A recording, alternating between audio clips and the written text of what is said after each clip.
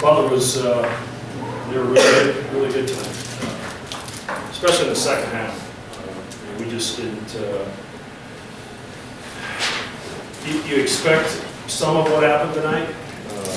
Martin's been playing at a high level. Obviously, what Roosevelt does and Kellen does, they're difficult to guard. Etherington was a difference in the game. If he'd have played like that at our place, we'd have lost there too. He was really good, and it makes it difficult to figure out who you're going to help with at the basket on riding the rolls out of those screens when you put that many guys around him that can shoot the basketball. And our rotations were late at times. We've loosened assignments, but more times than not, they made a lot of plays. And, credit goes to them. They outplayed us, and we played well enough offensively the second half to win, but certainly didn't play well enough defensively. And that credit on that goes to Butler.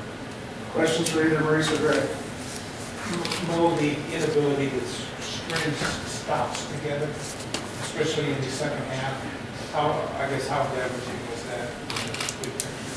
It was tough, just because we were getting a lot of energy, get back into the game, and it seemed like we kept getting to a hump that we couldn't get over, 5 points, but and then hit a big shot to extend it, or we would get a rebound, or not get the rebound. So it just takes a lot of energy out of you, and it's tough. When you're playing against a good team in their home building, to try to make a comeback.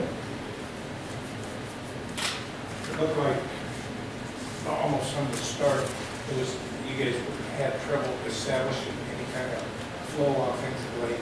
Picked it up maybe a little bit in the second half, but I guess what did you see as far as the problems in that regard? We just lacked energy, and we weren't really moving around. The offense was stagnant, and something that we hadn't really done in the last 3 or 4 games, and that's why we wanted to get back to get a couple wins. And we as guards need to find ways to get the ball inside, and I don't think we did that to start the game or to finish the game. I guess that kind of same question, but did you see from the offensive standpoint? Butler's, they're very disciplined in what they do defensively. They're in the right spots, and it's very difficult to beat them on the first side of the floor. And I thought early in the game we attempted to do that, and as a result, we turned it over a few times, and that led to some baskets for them on the other end. When we got ball reversals, we were able to get into the seams of their defense a little, and that's when we were able to get some open threes, and Race was able to get to the basket. Then we got it down to Jeff a few times, and we came away with nothing, especially early. So, they're a very good defensive team, very good basketball team.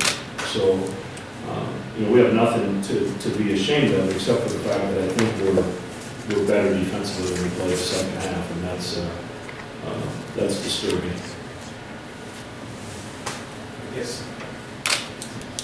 At any time were you maybe a little unhappy with the way your inside players were playing? That's an understatement. They have 33 points right before halftime, and we blow up an assignment there, and Donovan hits a 3. 33 points for Butler on their home floor is a pretty good effort.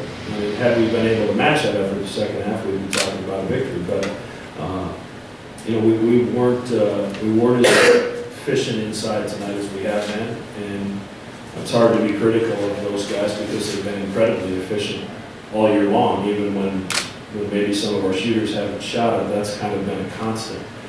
It's been the efficient play of those two guys. And tonight it wasn't quite as good. And as a result, it came up a little short. Yeah, any other questions? Thank you. Thanks.